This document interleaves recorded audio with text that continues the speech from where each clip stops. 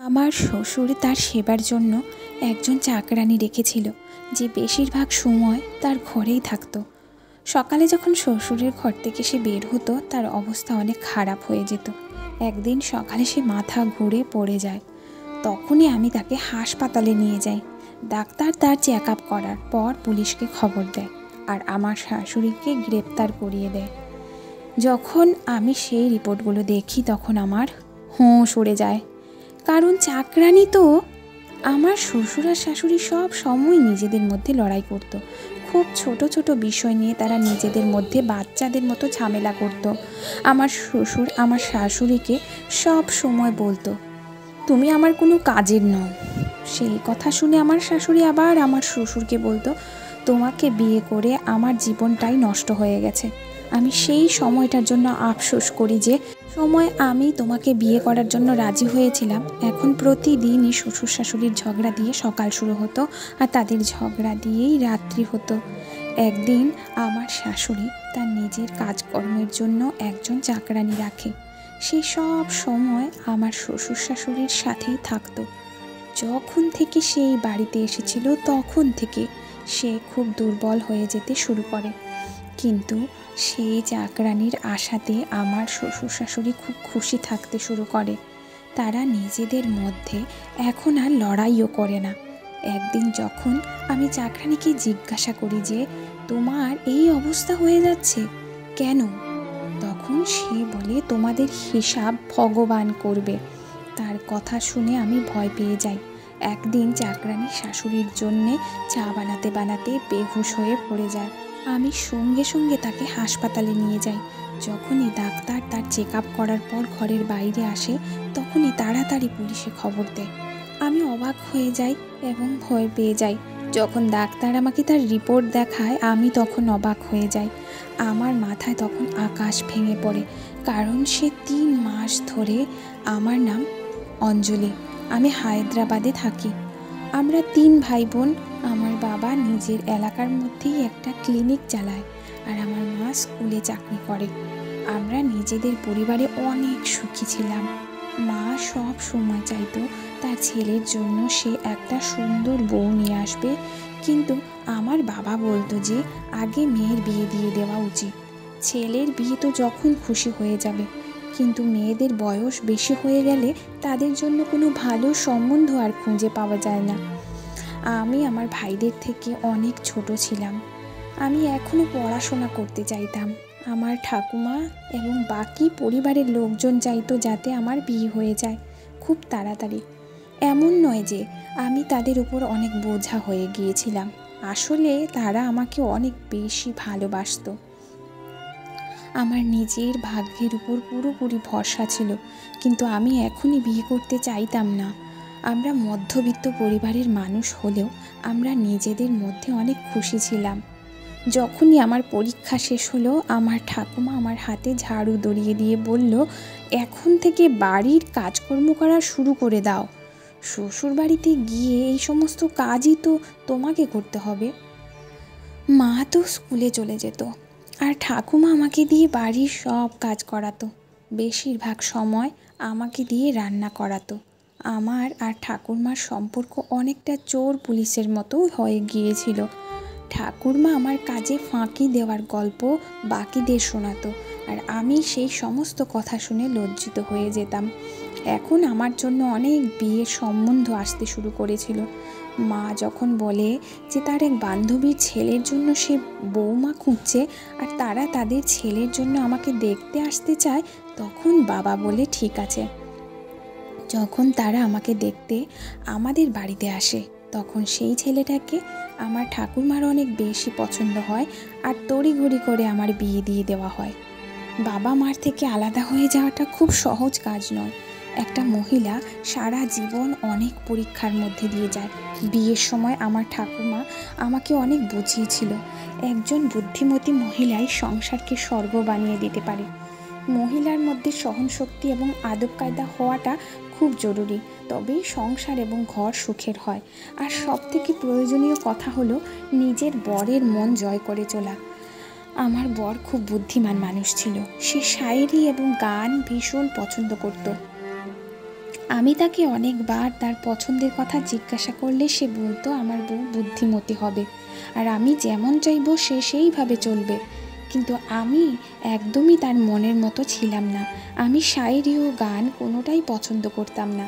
আমার নতুন নতুন বিয়ে হয়েছে, তাই সেই পরিবেশে মানিয়ে নিতেও আমার অনেক বেশি সময় লাগছে। আমার শ্বশুরবাড়ির লোকজন অনেক ভালো ছিল। আমার শাশুড়ি সব সময় নিজের কাজ করতো, আমাকেও খুব একটা বিরক্ত করতো না, এবং আমাকে আমার নিজের কোনো কাজ করা থেকে আটকাতো না। আমার যা ইচ্ছা হতো আমি সেই কাজই করতে পারতাম। আমার শ্বশুর শাশুড়ির মধ্যে প্রায় দিনই ছোট ছোট বিষয় নিয়ে ঝগড়া হতো, কিন্তু তারা আমাকে কোনো দিন কেউ কিছু বলতো না। আমার যখন মনে হতো আমি ঘুমাতে যেতাম, আবার যখন মনে হতো আমি তখন উঠতাম। বাড়িতে যখন একা থেকে আমি বিরক্ত হয়ে যেতাম, তখন শাশুড়ির কাছে গিয়ে বসতাম, তার সাথে অনেক গল্প করতাম, সেও আমাকে অনেক গল্প শোনাতো। কিন্তু আমি লক্ষ্য করেছিলাম আমার বর আমার সাথে খুশি নয়। সে সব সময় কোনো না কোনো বই পড়তো বা গান শুনতো। যখন আমি তার সাথে কথা বলার চেষ্টা করতাম, তখন সে শুধু হ্যাঁ এই একটাই উত্তরটাই দিত। আমি অনেক বেশি কথা বলতাম। আমার বাড়ির লোকেরাও আমার এই অভ্যাসের জন্য অনেক বেশি চিন্তিত ছিল। আমার বিয়ে হয়েছে 3 মাস হয়ে গেছে। আমি একদিন আমার বরকে বলি, যখনই আমি তোমার সাথে কথা বলতে চাই তুমি শুধু হ্যাঁ বা মাথা নাড়িয়ে আমার কথার উত্তর দাও। তুমি কি আমার সাথে কথা বলতে চাও না? তোমার কি আমার সাথে কথা বলতে ভালো লাগে না? আমিও চাই আমার বর আমার সাথে ঘন্টার পর ঘন্টা কথা বলুক। তুমি কালকে আমাকে বাজারে নিয়ে যাবে, আমার কেনাকাটা করার আছে। তোমার তো এসব কিছু খেয়ালই থাকে না। যে বউকে কোথাও ঘুরতে নিয়ে যেতে হয়, তাকে কোনো রেস্টুরেন্টে খাবার খাওয়াতে নিয়ে যেতে হয়। আমি এসব কথা বলেই যাচ্ছিলাম, কিন্তু আমার বর কোনো উত্তর দিচ্ছিল না। তারপর হঠাৎই আমার বর রেগে গিয়ে আমাকে বলে, ব্যাস চুপ করো, আর কত কথা বলবে? আমি তার এই কথা শুনে চমকে যাই। আমি অদ্ভুতভাবে তার দিকে তাকিয়ে থাকি। আমার যেন কেমন ঝটকা লাগে। কিছুক্ষণ পর আমি নিজেকে স্বাভাবিক করে বলি, আচ্ছা ঠিক আছে, আমি আর বলবো না। তখন আমার বর বলে, না না, তুমি থামবে কেন? তোমাকে আর চুপ করে আমার উপর দয়া করতে হবে না। তুমি তোমার মতো কথা বলেই যাও। তুমি তো আমার জীবনটাকে নরক বানিয়ে দিয়েছো। তোমার সাথে কি কথা বলবো? আমার তোমার মতো ফালতু কথা বলার এত সময় নেই। আমি কিছুতেই বুঝতে পারছিলাম না যে আমার বর কেন আমার উপর এত রেগে গেল। বাবা মা একটু তাড়াতাড়ি আমার বিয়ে দিয়ে দিয়েছিল। আমার বয়স তখন সবে 20 বছর। সেদিন আমার মনটা পুরোপুরি ভেঙে যায়। ভাঙা মনে আমি চিন্তা করতে থাকি, আমি আমার বরের সাথে এমন কি করলাম যার জন্য আমার বর এত রেগে গেল আমার উপর। আমার বর সব সময় একজন আদর্শ বউ চাইতো। আমি মনে মনে ভাবলাম, হয়তো আমি তার আদর্শ বউ নই, সেজন্য সে আমার সাথে এইরকম ব্যবহার করছে।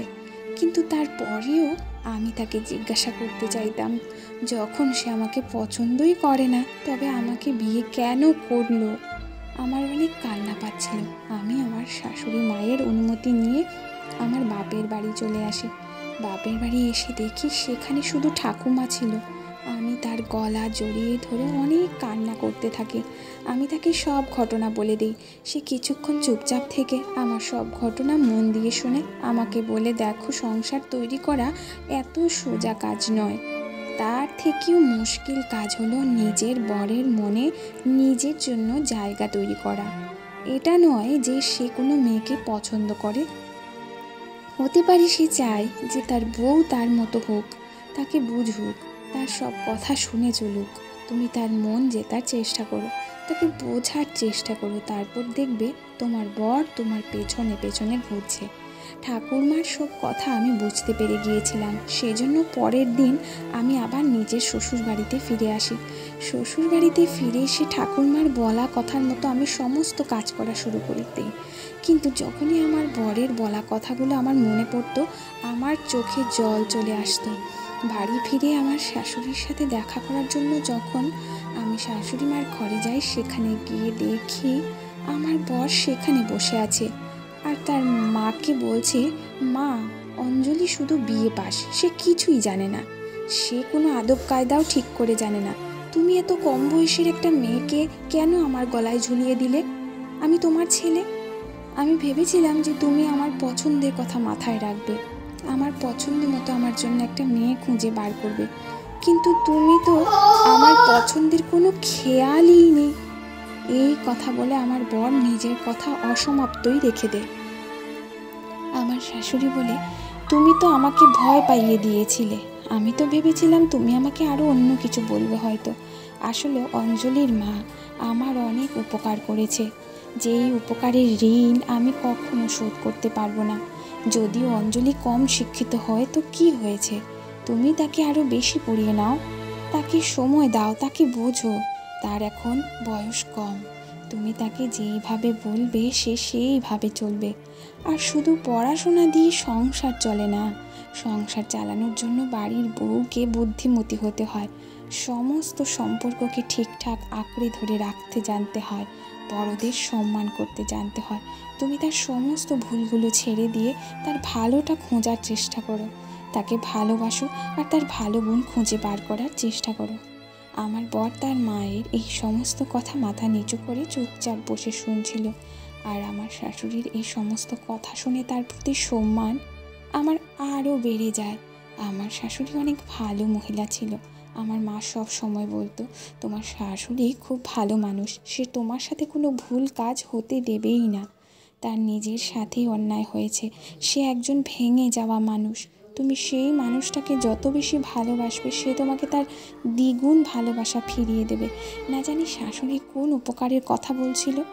যাই হোক, এখন আমার বরের ব্যবহারে অনেক বদল এসেছে। একদিন সে আমাকে কলেজে নিয়ে যায় এবং ভর্তি করিয়ে দেয়। সে নিজের বলা কথাতে অনেক লজ্জিত ছিল। আমি ঠাকুরমার বলা কথা মতো সব কাজ করতাম, আমি তার মনের মতো হওয়ার চেষ্টা করতাম। সময়ের সাথে সাথেই আমার বর আমার কাছে আসতে শুরু করে, কিন্তু যখনই আমি তাকে পুরনো কথাগুলো মনে করিয়ে দিতাম তখন সে আমার কাছ থেকে ক্ষমা চাইতো। আমি বুঝে গিয়েছিলাম আমার বর একজন ভালো মানুষ, শুধু সে একটু বেশি রাগী। আমার একজন ননদ আর একজন দেওর ছিল। আমার ননদের বিয়ে হয়ে গিয়েছিল, সে অনেক ভালো মনের মানুষ ছিল, কিন্তু তার জেদ ছিল অনেক বেশি। ননদের জেদ বেশি থাকার জন্য প্রায় দিনই ননদের বরের সাথে ননদের অনেক বেশি ঝগড়া হতো। তাদের ঝগড়া এমন এক পর্যায়ে চলে যায় যে তাদের ডিভোর্স হয়ে যাওয়ার কথা পর্যন্ত শুরু হয়। আমার বিয়ের 1 বছর হয়ে গিয়েছিল। আমার ননদের বর মাঝে মধ্যে কখনো আমাদের বাড়িতে আসতো। যখনই আমাদের বাড়িতে আসতো তখনই আমার দিকে অদ্ভুতভাবে দেখতো, যেটা আমার একদমই পছন্দ হতো না। আমি পড়াশোনায় অনেক পরিশ্রম করতাম, আমার বর নিজে আমাকে পড়াতো। নিজের জীবন আমার কাছে একটা স্বপ্নের মতো লাগতো। কিছু দিনের মধ্যেই আমার বরের বন্ধুর বিয়ে ঠিক হয়ে যায়। আমাদের বাড়িতে তারা নেমন্তন্ন করতে আসে, কিন্তু আমার বর একাই সে বিয়ে বাড়িতে চলে যায়। হঠাৎই একদিন একটা অপরিচিত নাম্বার থেকে আমার ফোনে ফোন আসে। সে বলে, অঞ্জলি নামে, আমি তোমাকে অনেক পছন্দ করি। আমি জানি তুমি তোমার বরকে নিয়ে অনেক চিন্তায় আছো। যদি তুমি যাও তাহলে আমরা এখান থেকে পালিয়ে যেতে পারি। আমি তোমার উত্তরের অপেক্ষা করব। এই বলে সে তার ফোন কেটে দেয়। এইসব কথা শুনে আমার অবস্থা খারাপ হয়ে যায়। আমি তো আমার বরের সাথে অনেক খুশিই ছিলাম। আমি আমার বাপের বাড়িতেও খুব কম যেতাম। এখন আমার ফোনে প্রায় রোজই এরকম ফোন আসতে থাকে। আমি ঘাবড়ে যাই, বরকে বলতেও আমার ভয় লাগছিল। আমি তো আমার নাম্বার কলেজে কাউকে দিইনি। আমি মানসিকভাবে বিরক্ত হয়ে যাচ্ছিলাম। আমার বর আমার এই অবস্থা লক্ষ্য করে আর সে আমাকে এসে জিজ্ঞাসা করে কি হয়েছে। আমি অনেক চিন্তায় থাকতে শুরু করি। বেশ কিছুদিন পর্যন্ত আমি আমার নাম্বার বন্ধ রেখেছিলাম। যখন মোবাইল অন করি তখন আমার ফোনে একটা ফোন আসে। আমি হ্যালো বলি, তখন ফোনের ওপার থেকে একটা ছেলে বলে, আমি তোমাকে ভালোবাসি, আমি তোমাকে অন্য কারোর সাথে দেখতে পারবো না। তখন শীতকাল ছিল, কিন্তু ফোনের ওপার থেকে বলা কথা শুনে আমি শীতকালেও ঘামতে শুরু করি। আমি তাকে বলি, আমি বিবাহিত আর আমি নিজের জীবনে অনেক সুখেই আছি, ভগবানের দোহাই তুমি আমার পেছন ছেড়ে দাও। এটা শুনে সে আমার ফোন কেটে দেয়। আমি জানতাম না যে আমার বর আমার এই সমস্ত কথা শুনে ফেলেছে।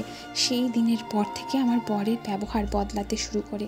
আমার MA পরীক্ষা হওয়ার কথা ছিল। আমার বর বলে, কোনো দরকার নেই তোমার কলেজে যাওয়ার, বাড়িতেই থাকো আর বাড়ির কাজে মন দাও। কিন্তু আমি অনেক ঝগড়া করি তার সাথে। আমি তাকে বলি, আমি অনেক পরিশ্রম করেছি, তুমি তো নিজেই দেখেছো আমি পড়তে যাই, কিন্তু আগের মতো সে আবার আমার উপর রাগ করতে থাকে। এখন আমি আমার ফোন প্রায় দিনই বন্ধ রাখি। শ্বশুরবাড়ির নাম্বারে আমার বাপের বাড়ি থেকে ফোন এলে প্রায় সময়ই আমার শাশুড়ি বা ননদ ফোন তোলে। তারা কেউই আমাকে বলে না যে আমার বাড়ি থেকে ফোন এসেছে। আমার বর এখন আমার প্রত্যেকটা কাজে নজর রাখে। আমার মনে হচ্ছিল যে সে সব কিছু জেনে গেছে, কিন্তু কে আমাকে ফোন করছিল? আমি তো তাকে চিনিও না। আমি আমার ঠাকুমাকে সব কথা বলি।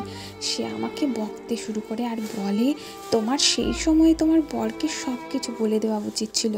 তুমি কেন তোমার বরকে কিছু জানাওনি? সে আমাকে বলে, স্বামী স্ত্রীর সম্পর্ক যতটাই মজবুত হয় ঠিক ততটাই নরমও হয়। পরের দিন আমি অনেক সাহস নিয়ে আমার বরকে আমি সব কিছু বলে দিই। সে আমার সব কথা শুনে কোনো কিছু না বলেই ঘরের বাইরে বেরিয়ে যায়। আমি বুঝে গিয়েছিলাম যে কোনো বরই এই সমস্ত কথা সহ্য করতে পারবে না। পরের দিন আমার ননদের বাড়ির লোক তাকে নিতে আসে, কারণ আমার ননদের বর জেলে ছিল। কিন্তু কেন আমার ননদের বর জেলে ছিল এটা আমি জানতাম না, আর আমি কাউকে কখনো জিজ্ঞাসা করিনি। সময়ের সাথে সাথে আমার শাশুড়ির ব্যবহারও বদলাতে শুরু করে।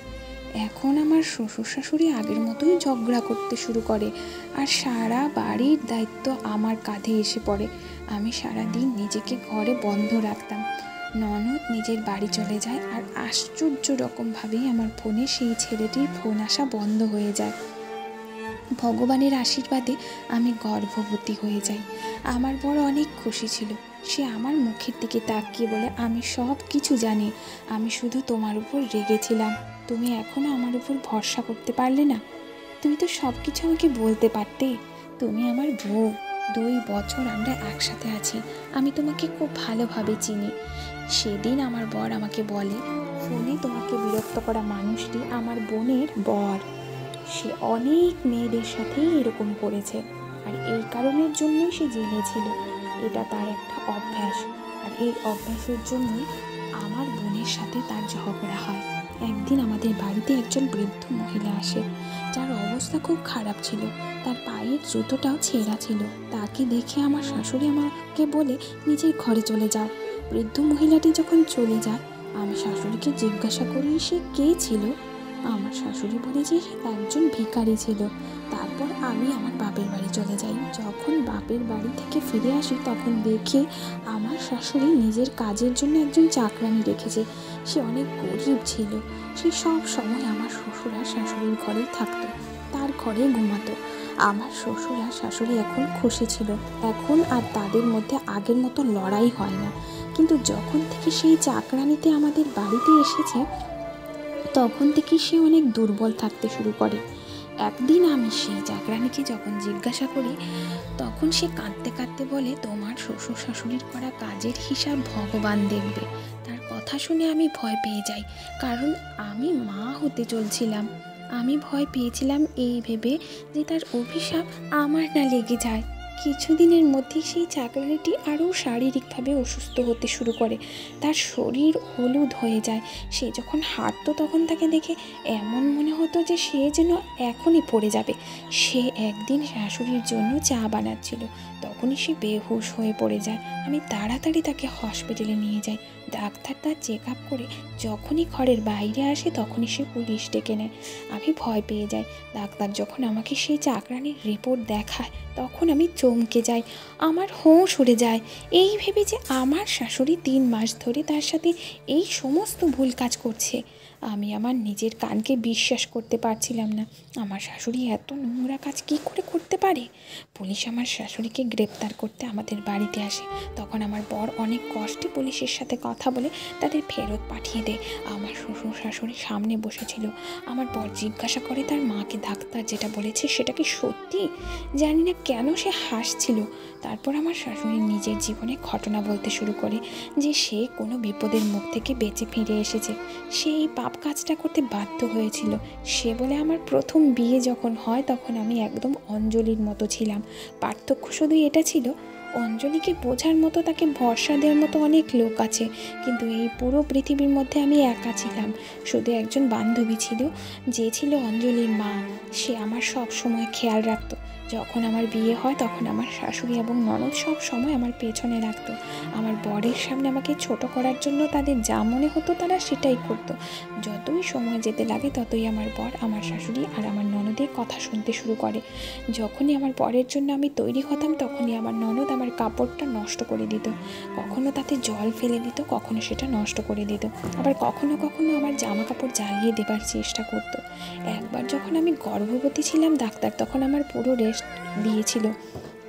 আমার ননদ এই সমস্ত কথা যেন আমাকে দিয়ে ইচ্ছে করে কাজ করাতো, আর যে খাবারটা আমি বানাতাম সেটা ইচ্ছা করে সে নষ্ট করে দিত। কখনো তার মধ্যে নোংরা ফেলে দিত, কখনো লবণ দিয়ে দিত, আবার কখনো কখনো আমার তৈরি করা ডালের মধ্যে লঙ্কার গুঁড়ো মিশিয়ে দিত। যখন আমি এই সমস্ত কথা নিজের বরকে বলতাম তখন সে আমার কথায় কোনো বিশ্বাসই করতো না। আমার বর কোনো একটা তাবিজের বশীভূত ছিল। আমার বর সব সময় উদাস হয়ে থাকতো। নিজের শাশুড়ি এবং ননদের করা অত্যাচারের কারণে আমি শারীরিকভাবে দুর্বল হতে শুরু করি, আর আমার মিসক্যারেজ হয়ে যায়। সব মায়েরাই তাদের নিজের প্রথম বাচ্চাকে অনেক বেশি ভালোবাসে। আমার বাচ্চাটাকে আমার ননদ আর আমার শাশুড়ি মিলে মেরে ফেলল। যখন আমি আমার বরকে সব কিছু বললাম তখন সেও আমাকে অনেক মারল আর বলল আমি তার মা আর বোনের উপর দোষারোপ করছি। এটাও বলল যে আমাকে বিয়ে করে নাকি সে এখন আফসোস করে। আমাকে দেখার মতো, বোঝার মতো এই পৃথিবীতে কেউ ছিল না। আমার সামনে দাঁড়িয়ে সবাই হাসছিল, আমার কেউ ছিল না। কিছু বছর এইভাবেই কেটে যায়। একদিন আমার শাশুড়ি আর আমার ননদ আমাকে একটা স্টোর রুমে বন্ধ করে দেয় আর সেখানে একটা ছেলেকে পাঠিয়ে দেয়। সেই সময় আমার বর বাড়ি চলে আসে। আমি আবারও গর্ভবতী হয়ে গিয়েছিলাম। আমার বর আমার বাচ্চার দায় অস্বীকার করে আমাকে গাড়ি থেকে ধাক্কা দিয়ে বার করে দেয়। তখন আমার বান্ধবী মানে অঞ্জলির মা আমাকে তার বাড়িতে থাকতে দেয়। সেদিন সে তার নিজের শ্বশুরবাড়ির লোকেদের সব বাজে কথা শুনেও আমার উপর কোনো অন্যায় অত্যাচার হতে দেয়নি। সে সব সময় আমার সাথে ছিল। কিছুদিন পর আমার বর আমাকে নিতে আসে। তখন সে আমার থেকে অনেক ক্ষমা চায়, কারণ সে সব সত্যটা জেনে গিয়েছিল। আমার ননদ কোনো একটি ছেলের সাথে পালিয়ে যায়। আমার বর কেঁদে কেঁদে আমার কাছ থেকে ক্ষমা চায়। আমিও আমার ছেলের জন্য তাকে ক্ষমা করে দিই। কিছুদিন পর আমার বর বোনের এরকম অবস্থা দেখে আত্মহত্যা করেনি, আর এই দুঃখে আমার শাশুড়ি মা গত হয়ে যায়। আমি আবারও একলা হয়ে যাই। কিছু সময় পর নিজের ছেলের জন্য আমি আবার দ্বিতীয় বিয়ে করি। আমার দ্বিতীয় বর আমার অনেক খেয়াল রাখতো। এভাবেই সময় কাটতে থাকে আর আমার 3টে বাচ্চা হয়। সময়ের সাথে সাথে তারাও বড় হতে থাকে। কিছু মাস আগে আমাদের বাড়িতে যে মহিলাটি এসেছিল সেটা আমার ননদ ছিল, যে বাড়ি থেকে পালিয়ে গেছিল। সে হাত জোর করে ক্ষমা চাইছিল আর বলে যাতে তার মেয়েকে আমার বাড়িতে আমি থাকতে দিই, কারণ সে যার সাথে পালিয়ে গিয়েছিল বা বিয়ে করেছিল সে জুয়ারি এবং মাতাল ছিল। তার মেয়ে যুবতী হয়ে যাচ্ছিল আর সে ভয় পেয়েছিল যে হয়তো তার বর তার মেয়েকে বিক্রি করে দিতে পারে। সে আমাকে আমার প্রথম স্বামীর দিব্যি দিয়ে বলে তুমি আমার মেয়েকে নিজের কাছে রেখে দাও। আমি তখন তাকে নিজের বাড়িতে চাকরানি হিসাবে রেখে দিই। যাকে তুমি চাকরানি ভাবছো সে তোমার পিসি শাশুড়ির মেয়ে, যে আমাকে পাগল করে দিয়েছে। আমার শাশুড়ি আরও বলে আমার ননদকে আমি এত ঘৃণা করি যে বেঁচে থাকতে আমি কখনো তাকে ক্ষমা করতে পারবো না। অবশ্য তার অন্যায়ের সাজা সে পাচ্ছে। সে আমার সাথে যা যা করেছে আমি কোনো দিনও বলতে সেগুলো পারবো না। আমি তার মেয়ের উপর অত্যাচার করতে শুরু করি। আমি তাকে সারা রাত ঘুমাতে দিতাম না। সারা রাত তাকে দিয়ে আমার আর আমার বরের পা টেপাতাম। যখন সে ঘুমানোর চেষ্টা করতো আমি তাকে মারধর করতাম, যার ফলে তার অবস্থা এত খারাপ হয়ে গেছিল। যখন যখন আমি তার মেয়েকে চোখের সামনে দেখি ততবার আমার তার কথা মনে পড়ে যায়। এখন আমার ননদ আমার কাছে ক্ষমা চাইতে আসতো। কিছুদিন আগে তার বর তাকে মেরে জেলে চলে যায়। এই সব বলে আমার শাশুড়ি কাঁদছিল। আমাদের সবার চোখে জল চলে এসেছিল। তার ঘটনা শুনে। অতীতে তার সাথে যেসব ঘটনা ঘটেছে সেটা খুবই দুঃখজনক। বাড়ির চাকরানি মানে শাশুড়ি ননদের মেয়ে সব শুনে আমার শাশুড়ি পা ধরে অনেক কান্না করছিল আর বলেছিল, এটাতে তো আমার কোনো দোষ নেই, তুমি আমার সাথে একই কাজ করেছো যা আমার মা তোমার সাথে করেছিল। তুমি শুধু একবার আমাকে দাও, আমার মাকে ক্ষমা করে দাও, আমি সারা জীবন তোমার চাকরানি হয়ে থাকবো। আমার শাশুড়ি তার দিকে না তাকিয়ে নিজের ঘরে চলে যায়। আমার বর তার মাথায় হাত দিয়ে আমাকে বলে, ওকে ঘরে নিয়ে যাও। প্রায় বড়দের করা ভুলের শাস্তি ছোটদের পেতে হয়। সেই মেয়েটা অনেক বেশি কাঁদছিল। আমার ডেলিভারির সময় এগিয়ে আসছিল আর বাড়ির পরিবেশও ঠিক ছিল না। কিন্তু আমার পুত্র সন্তানের জন্মের পর বাড়ি থেকে খুশি ছড়িয়ে পড়ে। আমার শাশুড়ি তার নাতিকে মন খুলে আদর করে। সে তার নাতির নামকরণের দিন আমাকে বলেছিল, আজ আমি আর আমার বর তার পায়ের সামনে বসে বলি, মা তোমার সাথে অতীতে যা হয়েছে সব ভুলে যাও, আর এই চাকরানি যার নাম হেমা ছিল তাকে ক্ষমা করে দাও, তাকে নিজের ছোট বৌমা হিসেবে মেনে নাও। সে কিছুক্ষণ আমার দিকে তাকিয়ে থাকে আর তারপর হেমাকে ডাকে, তাকে বুকে জড়িয়ে নেয়। অবশেষে আমার শাশুড়ি হেমার কাছে ক্ষমা চায়। এই ঘটনার কেটে গেছে অনেকগুলো বছর। এখন হেমা আমাদের দেওরের বউ। এখন আমার শ্বশুর আর আমার শাশুড়ির সাথে ঝগড়া করেন না। এখন আমার বাড়িতে শুধু সুখ, শান্তি আর খুশি বিরাজমান। ধন্যবাদ বন্ধুরা।